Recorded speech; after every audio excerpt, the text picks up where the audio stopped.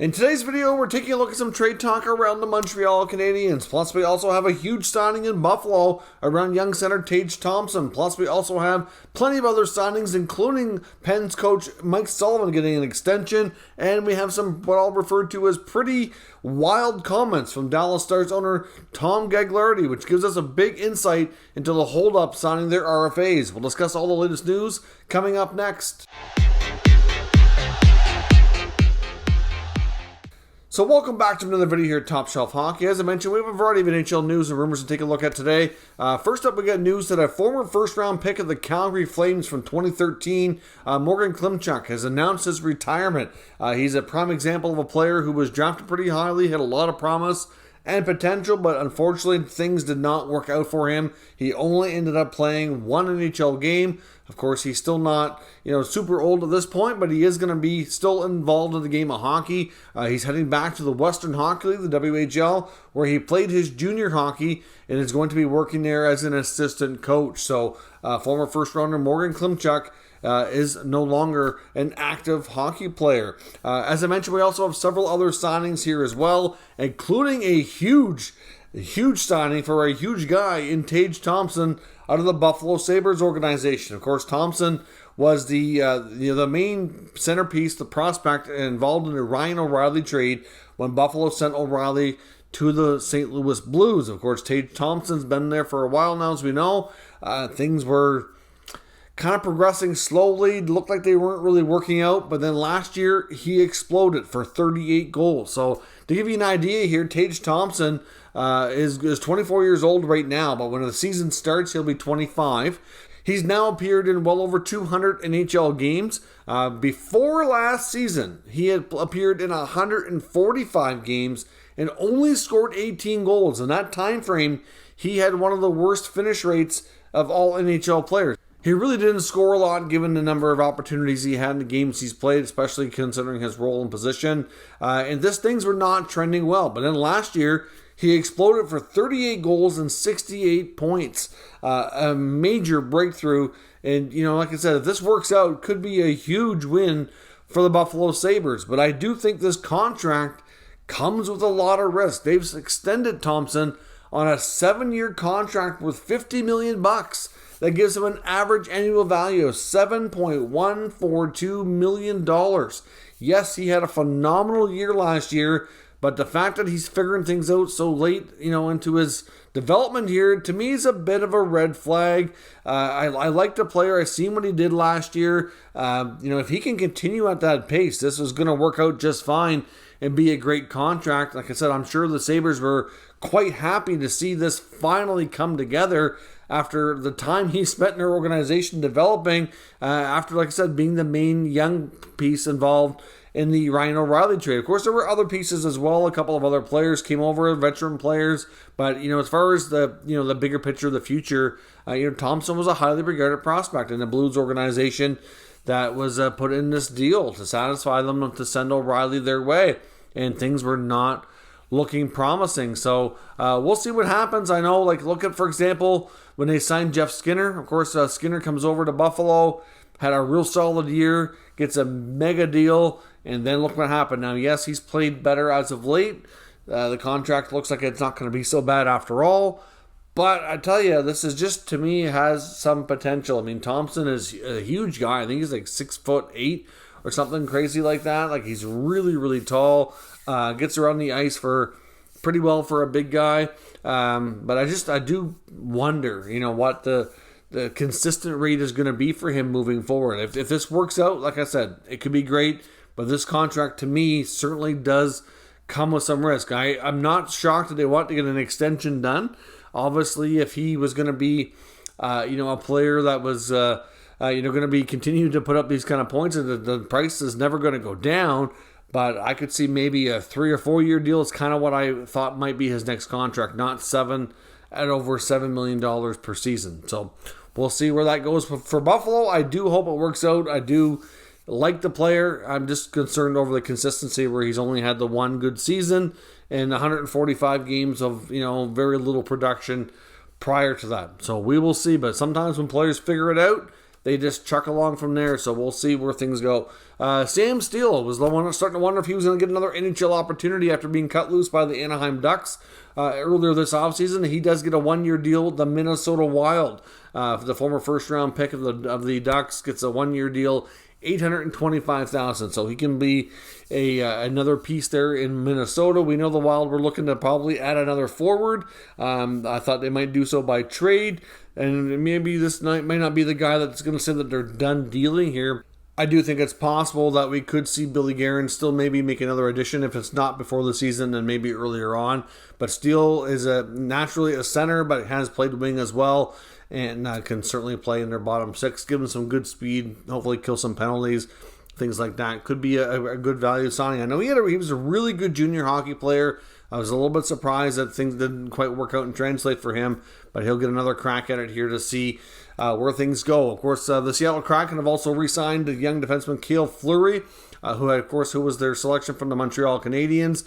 He gets a one-year deal at $750,000. So obviously he was previously unsigned as an RFA, gets that one-year deal, $750,000, so nothing too significant there. But the other big signing here today is in Pittsburgh, and it's not a player, but their head coach, and Mike Sullivan, of course, has been there a long time. He's got multiple Stanley Cups on his resume, lots of other playoff appearances, including a long consecutive streak of making the playoffs, of course, as well. Lately, they haven't had a lot of playoff success, but I know, listening to recent interviews by Brian Burke, they very much still believe in this group. Of course, they brought them all back. They signed Letang to a new contract, fairly long term. They got Malkin signed on a new deal. Crosby's still there. They brought back Brian Rust. They're sticking with a lot of the same guys. They brought back Casey DeSmith too, which I was a little bit surprised there. I thought there might be a possibility of a Marc-Andre Fleury reunion, but of course that never worked out. So this is largely, with a few tweaks, the same team as last year for the most part. Like I said, a couple little minor changes, but we'll see what happens with Sullivan. He gets 3 more years. He was entering the final year of his deal, which means he's now under contract for 4 years, counting the upcoming season that's going to be getting underway here, not too distant future. So he's done a good job. There have been some times, though, as of late, where there's been some rumors and questions of whether or not he's been on the hot seat, but certainly, like I said, based on all the moves we've seen in this offseason and this contract extension, just goes to show you that he really, I don't think, has to be concerned at all when it comes to job security for the next foreseeable future here. Now, as I mentioned as well, we had some pretty interesting remarks from Dallas Stars owner Tom Gagliardi. Now, of course, he's a Canadian businessman, hails from BC, lives in Vancouver, that's his home, but of course he has businesses all over the place, including the Dallas Stars in Texas. He also owns the Kamloops Blazers in the Western Hockey League as well, along with other business ventures. Now, of course, he recently appeared in the past couple days here on the Cam and Strick podcast, which is hosted by Andy Strickland, of course, who also works for Valley Sports, and Cam Jansen, former NHL player. And he made some interesting comments, especially around talking about the younger players in the NHL, certainly geared towards his RFAs that are unsigned, meaning Jason Robertson and Jake Ottinger. Of course, the Dallas Stars right now actually are one of the few teams that look like, if you don't know the full picture, that they have a good amount of cap space. There's over $10 million available. But when these two young players, of course, are needing new deals and are still remaining unsigned deep into the offseason, they really don't have any cap space, because it's reasonable to think that these two young guys are going to eat up all that space, maybe even a little bit more. It's quite possible, depending on the final numbers here.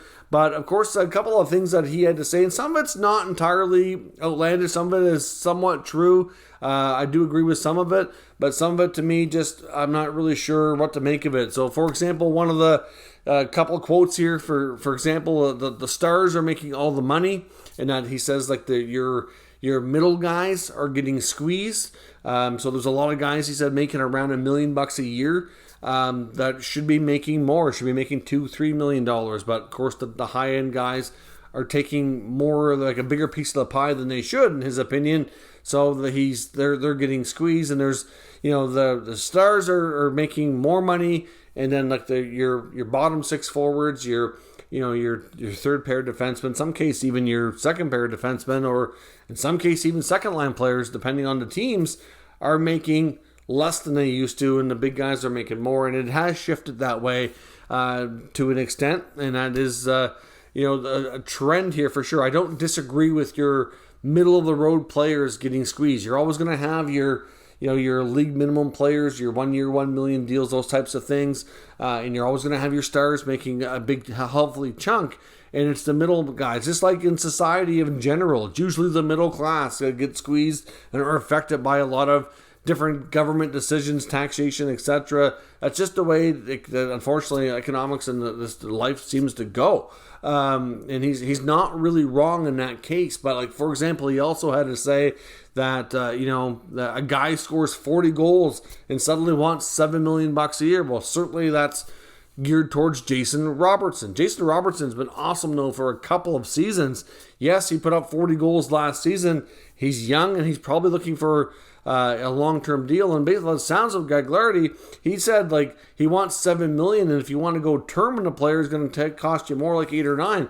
So it goes to show you right there that $7 million on a probably what you'd call a bridge deal, and bridge deals can be at different lengths, whether it be 3, 4, 5 years, something of that nature. To me, I'd have no problem signing Jason Robertson to a 3x7 or a 4x7 or something to that effect. I mean, obviously you don't want to take him to free agency right away. Once you start buying UFA years, the price does get go up and get higher. So maybe you do a 3-year deal at $7 million. By then you're going to have some other contracts that are going to be coming off the books. The cap should be going up, and you should be in a better spot for him to cash in and for you as a team to better afford his services. So at the end of the day, I wouldn't have any issues with that. Now Jake Ottinger, on the other hand, is rumored that he's probably getting a bridge deal in the $3 to $4 million range, which to me is also fair. Great young goaltender, had a phenomenal season in the playoffs last year, but at the same time, is he really proven enough to get a long-term deal of bigger money? I don't think so. I think a decent-sized bridge deal is fair. But just going on about how the guys, he also said the guys who put the puck in the net tend to get too big of a piece of the pie. I'm like, well, the guys doing all the production, that's kind of how things work in the NHL. If you're not a productive player, if you're like offensively speaking, if you're more of a defensive specialist, or you're more of a middle of the road player, like we want to say, like a third liner who might only give you 30 points, for example, but you're good on faceoffs, you kill penalties, good skater, things like that. They're all things that are important to your team, but at the same time, those positions don't typically pay a lot of money, especially if you're a winger. Centers typically get a little bit more money because they have a little bit more responsibility. But at the end of the day, I'm not really sure. That's the part for me that really I just don't understand where he's going here. The guys who put the puck in the net are making too big a piece of the pie. That's kind of how it works there, Mr. Owner. So I don't know where he's coming from, and I understand there's a lot of guys coming out of entry-level deals, and they're wanting big money. They want the term up front. The landscape has certainly shifted in recent years. At one point, you used to pay players more for their past results. So when they made it to UFA levels, when they were 27, 28 years old, that's when they'd get their big long-term cash in. But they're mostly out of that deal getting paid on past performance. Now it's kind of shifted where the young RFAs are coming out of their ELCs and they want the money now. They don't want to wait. They want to get paid for future projected results, not the past results. And if they do that and they continue to produce, when they get there, they'll get paid again and they'll make more money. And it's certainly, you could say the younger player got a little bit greedier. Maybe that's the case, but they all want their fair share piece of the pie, right? It's just that simple. They don't want to have to wait quite so long to kind of cash in, and I don't blame them. I mean, at the end of the day, you got to understand, regardless of what you think of what they make or not make, players only have a finite period of time to earn money. They might make millions of dollars, but they're not doing it for 25, 30, 40, 50 years like some people can do in a regular type of job and career. They're only making that kind of money. In some cases it's a few years. In some cases it might be 5-6 years. A lot of these players are out of the game in their early to mid 30s. They still have typically another 30 years to go before retirement. And even if they stay in the game of hockey, they're not going to likely make anywhere near that level again. A lot of other executive jobs might make good money. They still might get a good paying job, making $200,000, $300,000, $400,000. That's still really good income. But at the same time, it's nothing like the millions that they were making as a player, and they have to factor that in to kind of support themselves for the rest of their lives. So I don't have an issue with a lot of that. You got to cash in when you can cash in. It's just that simple. But I think these comments kind of lead us down the road here to explain why these two top young players in Dallas remain unsigned. Obviously, the owner has issue paying them term, especially in the case of Robertson. But like I said, if Robertson's looking for 7, which I assume if he is, it's not on a 7 or 8 year deal. It's probably going to be anywhere from 3 to 5 year deal. Give it to him. Get him paid. Give Ottinger your $3 to $4 million for a couple of years so he can continue to prove himself. And boom, you're done. Maybe you make one other minor move or whatever you got to do, adjust your roster to be cap compliant, and you're ready to roll for the season. I don't know what's holding things up here. We've heard lots of other comments out of this organization, either from ownership or from some of the top-ranking executives, about Tyler Seguin and Jamie Benn complaining before about how they're not getting the production out of these guys and their big contracts, and they tend to take way too many things public, and I'm just not really sure I completely agree with a lot of their best practices when it comes to their public relations. Now, as I mentioned as well, I do want to take a quick look at another updated version of a trade rumor here involving the Montreal Canadiens and what they're looking to do. Of course, we know for some time that they've been looking to add on their blue line. They've had a few close calls that we've talked about before. They also have an abundance of forwards, so it is believed that Ken Hughes is still looking to move some forwards, and right at the top of that list appears to be Christian Dvorak. They also now have an abundance of centermen. Now, of course, it's something that's never really a problem per se. You can never have enough, so to speak. Some of these guys can be moved to the wing and can always come back to center if you run into injury problems, or if somebody's not doing well with face-offs, or it just gives you more flexibility in some cases. Not all centermen, of course, make good wingers, but it's usually an easier transition than, of course, the other way around. Although, according to Montreal Hockey Now and sources, according to Marco D'Amico, it looks as though that the belief is out there that if Dvorak were to be moved now, he may only fetch a return of a third-round pick. Now, of course, they gave up a first-round pick that they got in the Kotkaniemi compensation from Carolina to make that deal from Arizona. So fair to say that his value has dropped because of a not-so-great season last year in Montreal. So you'd be trading low right now if you were to make that deal. I mean, he still has 3 years left at $4.5 million, which is also a bit problematic. So even though he might be the preferred player to move by the Montreal Canadiens if they could for a right-shot defenseman, it might be something that they might have to kind of rehabilitate the player a bit to improve its value. But at the same time, I'm not really sure how they're going to project their lineup this year. Dvorak still might be in a scenario, for example, where he might still only be on the third line in Montreal. Like, I think it's possible Montreal might surprise some people and be a stronger team than some might think. They do have a large group of forwards, and a lot of these guys have a good history and have been pretty good before. So depending on how they do their lineups, I mean, who's going to play center for Montreal? Well, Nick Suzuki will be your first-line center, but then you've also got newly acquired Sean Monahan, who they'd like to see good things from this year. They got newly acquired Kirby Dach. You still got Christian Dvorak. You still got Jake Evans.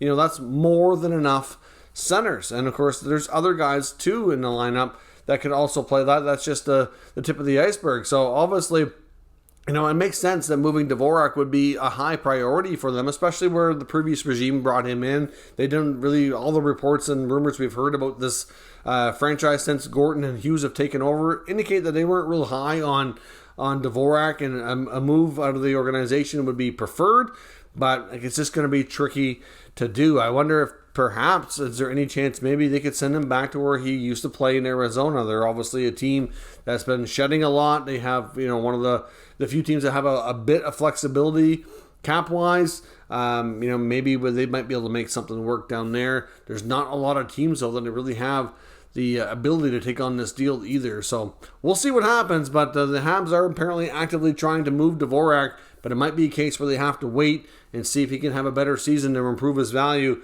before they pull the trigger. Maybe it's another guy that goes, but before the season starts, it's pretty much a given based on their roster, the cap situation, and their need for a defenseman that at least one, maybe two forwards will definitely be on the way out. Just a matter of what kind of deals they're able to find. So let me know your thoughts on everything discussed here today down in the comments. We'll talk about it further. If you're new to the channel, of course, make sure you subscribe and stick around. We'll keep you up to date with the latest news, rumors, and analysis of all 32 NHL teams. Thank you for watching, and I'll catch you next time.